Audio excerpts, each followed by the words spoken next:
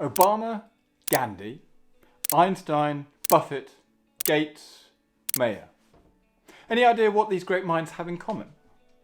No? Well, let me help you out.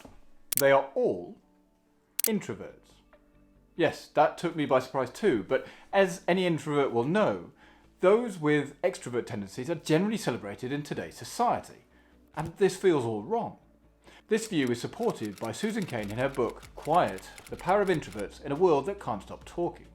But what do we mean by introverts and extroverts? Well, one of the best explanations I've heard is about how energy is regenerated.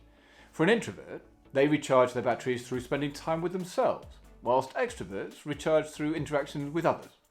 I mean, that makes a lot of sense, especially as my other half thrives off meeting with her friends when she's feeling low. Now, in comparison, I need time to myself to be able to get my energies back up to where they need to be. So using another analogy, introverts and extroverts can be defined by gold coins. Huh? So, hang on, bear with me here. So let's assume that every person starts out with 5 sparkly gold coins each day. For introverts, each interaction they have during the day, they give a gold coin away. So it's not uncommon for an introvert to run out of gold coins, ergo their energy, and feel run down, wiped out, or just look forward to the sanctuary of their own home at the end of the day. Now, in comparison, extroverts work on the opposite principle. So for each interaction they have, they receive a gold coin. As you may surmise, the extroverts end up with more gold coins than they started with, and implication, higher energy levels.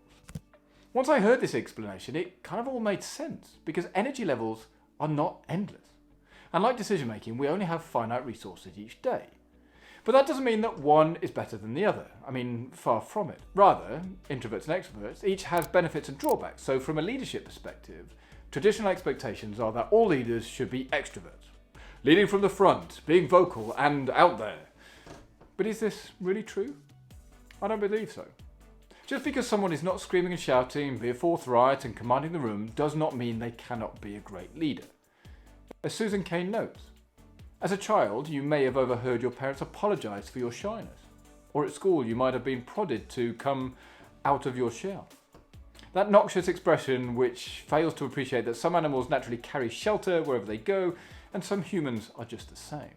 Now, I would argue those who take stock of a situation, quietly reflect on information, and subsequently lean on people to help make decisions are true leaders. Not being swayed by the loudest voice in the room. That being said, becoming a leader as an introvert can be scary. But it doesn't have to be that way. Because by the end of this video, you will have the 8 steps to becoming a great leader as an introvert. Now, I'm fortunate to work alongside a lot of bright people, many of whom would identify themselves as extroverts.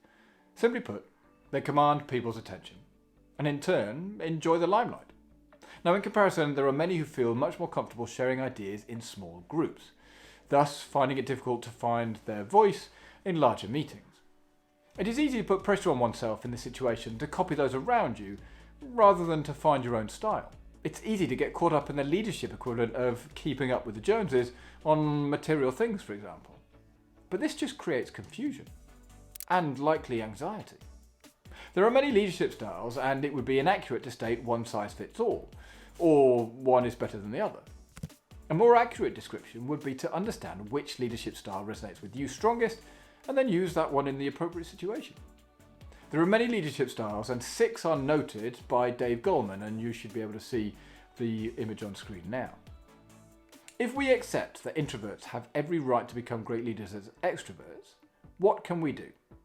So with that in mind, here are my 8 steps any introvert can use to become a great leader. Number 1, listen first, talk second. Put it a different way.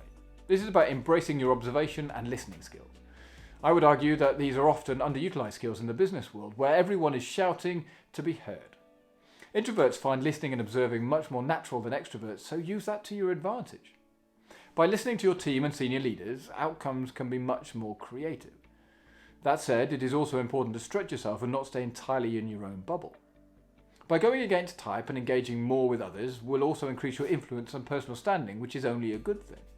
This could be through holding more meetings, instigating more one-on-ones, and even volunteering for more public engagement. A key aspect to be viewed as a respected leader is to actively listen to your friends, colleagues, or clients, and then provide guidance and answers. I saw this in action recently where the CEO listened actively and as the meeting came to an end, replayed all the pertinent points raised. It was a truly impressive moment. According to Susan Cain, there's zero correlation between being the best talker and having the best ideas. Number 2, give yourself time. A major difference is how each group deal with information. Now, extroverts typically are more likely to move on quickly upon finding out the data or news that they're after. Conversely, introverts typically need a little more time to take in what's been discovered. As such, it's crucial for introverted leaders to read materials well in advance before meetings and planning talking points. Introverts will have a response after they have mulled over data and planned what they want to say. This tendency affects how you are perceived at meetings or other situations that require you to have a snappy comeback or speak up quickly. Get the agenda in advance and think about the topics that will be covered before the meeting. So write down your thoughts and prepare your speaking points. Says Lauren Margolis, founder of Training and Leadership Success, LLC. In conjunction to this, having notes to refer to gives introverts a boost in confidence. Introverts tend to be better at writing than speaking, so many believe it's better to put down your ideas and thoughts down on paper before speaking about them. A nice tip to help here is to make points stick is to leave attendees with something. So this could be a simple 1 or 2 page document summing up the salient points or answering any anticipated questions or objections. This all adds up to give credence, confidence, and influence. Number 3, block off time. Introverts have a wonderful and unique gift of being able to observe dynamics in an introspective and insightful way. Even in the midst of a tense and excitable meeting, introverts are able to distill what is happening in front of them. If you need to bring your voice to the front of the discussion in these circumstances, it is likely that you will feel drained afterwards. In this case, make sure that you schedule time to recover and recharge after the meeting. Leaders should also encourage their employees to do the same, as building a culture that respects breaks will benefit everybody. Be protective over this time, because being able to work to your best energy is well within your gift. So use it to your advantage. In turn, this simple hack will help you flourish. Number 4, space it out. As just mentioned, introverted leaders recharge through spending time alone or having quiet periods. Introverted leaders also need to be mindful of not scheduling too many things in one day, or even 1 week. By spacing out meetings and demands on your time allows you to enjoy these interactions and not feel completely depleted by the end of the week. This is hugely important, so don't overcommit. Number 5, communicate clearly. From what I've seen, introverted leaders can be mistaken for not being collaborative or making decisions on their own. I would argue this is wholeheartedly not true. The fact is, introverted leaders need time alone to reflect. This is where communication is critical. By letting team members and colleagues know that you will really value their input, but you will need time to reflect on the information you receive before making a decision, just means there's no ambiguity. By setting out your stall early means that everyone knows where you stand. I mean, the takeaway here is, if in doubt, over-communicate. Number 6, ignore the label. I would say one of the biggest things that holds back any introverted leader is the incorrect impression of what leadership is. This is born over the label that introverts can't lead. Introverts believe that being an introvert, they are destined to not be a good leader. I mean, this is just plain wrong. Leadership takes many forms, as seen in the Dave Goleman's chart that we saw earlier. Now, if I could pass on any advice, it would be just ignore the label of being an introvert.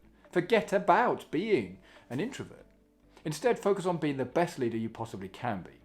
It doesn't matter if you recharge alone or with people. Your teams and or company will benefit from you being a great leader. We know, and supported by studies, introverts do make great leaders. So just step into your leadership style with confidence. Let's be honest, your management wouldn't look for you to lead if they didn't believe you could do it.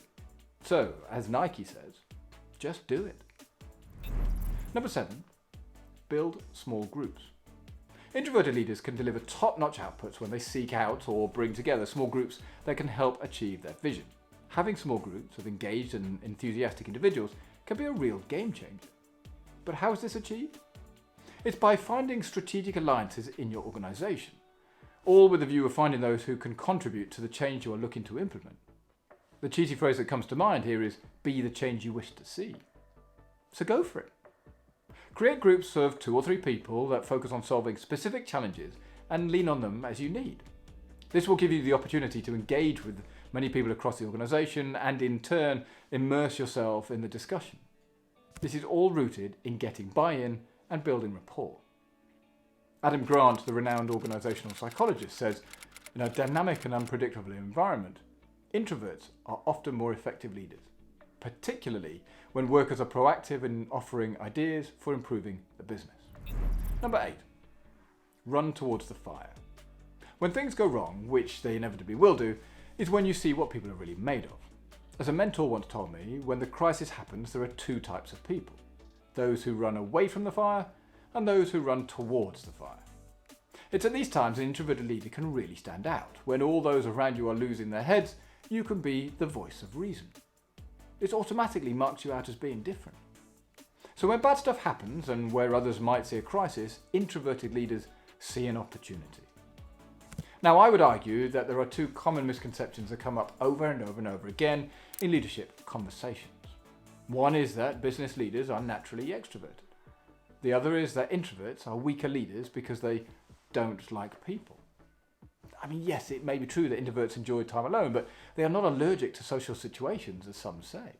As mentioned at the beginning, each style is a means to recharge energy levels.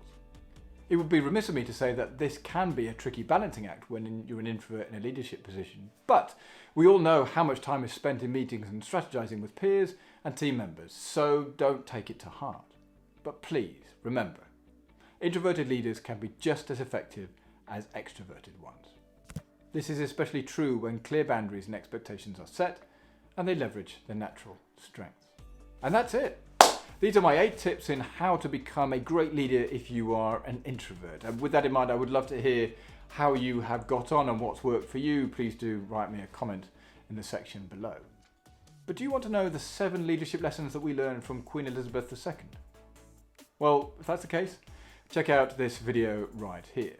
But with that, have a great day, and I'll see you all in the next video. Cheers!